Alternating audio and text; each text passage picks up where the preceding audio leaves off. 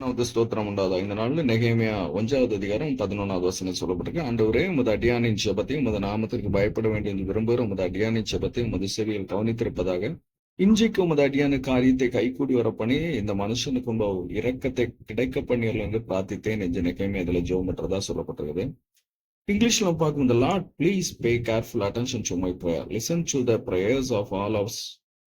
We take delight in bringing honor to your name. Give me success today when I bring my request to King Artaxerxes. அப்படின்னு சொல்லப்பட்டிருக்குது. அப்படின்னு பார்க்கும்போது நெகேமியா ஜெபம் பண்றாரு.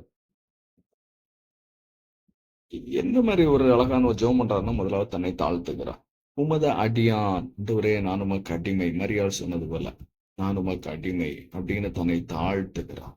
அடுத்ததாவது என்ன சொல்றாருன்னா, நான் உமக்கு பயப்படுகிற ஒரு மனிதன், இதை நான் விரும்புகிறவன், கர்த்தருக்கு பயப்பட வேண்டும்னு நான் அதை விரும்புகிற ஒரு மனிதன், அப்படிப்பட்டவன் தான் நான் உமது அடியான் அப்படின்னு சொல்லிட்டு, அதனால என் ஜெபத்தை கேட்டுக்கொள்ளுங்க.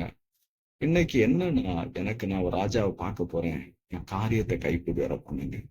இவருடைய ஜெபம் ஒரே ஜெபம் அழகா 2-3 பாயிண்ட் அதுல சொல்லப்பட்டிருக்குது. நான் உமது அடிமைன்னு தன்னை தாழ்த்துகிறாரு. அடுத்து, நான் உமக்கு பயப்படுகிற மனிதன், நீ உமக்கு பயப்படணும் வேண்டும்னு விரும்புகிற ஒரு மனிதன் அப்படின்னு சொல்லிட்டு தன்னை தாழ்த்துகிறார்.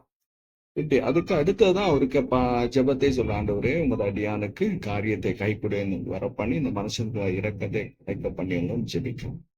இன்னைக்கு நம்முடைய ஜெபம் இதே மேலும் மாறணும். ஒரு அதிகாரியை பார்க்க போக வேண்டிய இருக்குன்னா, இல்லைன்னா ஒரு மனுஷனுடைய கண்களை தயவு கிடைக்க பண்ண வேண்டும்னா, இதே போல ஜெபிக்கும். ஆண்டவரே, என்னை தாழ்த்துகள், நான் ஒன்றுங்களா ஆண்டவரே, நான் உமக்கு அடிமைன்னு தன்னை தாழ்த்தணும்.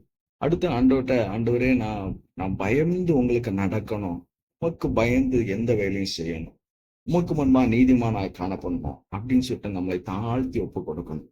அப்படி நம்ம ஒப்பு கொடுக்கும் போது இந்த நெகேமியாவுக்கு கர்த்தர் காரியத்தை கைக்கூடி வர பண்ணது போல நம்முடைய காரியத்தை கைக்கூடி வர பண்ணலாம். இப்படி ஜெபித்துட்டு போன நெகேமியாவுக்கு கர்த்தர் காரியத்தை கைக்கூடி வர பண்ணலாம். அதே போல நம்மளும் ஜெபித்துட்டு போகும்போது நம்முடைய காரியத்தை கர்த்தர் கைக்கூடி வர பண்ணதான். இன்னைக்கு நீங்களும் அதே போல ஜெபிங்க. கர்த்தர் உங்களை ஆசீர்வதிப்பாராக. ஆமென்.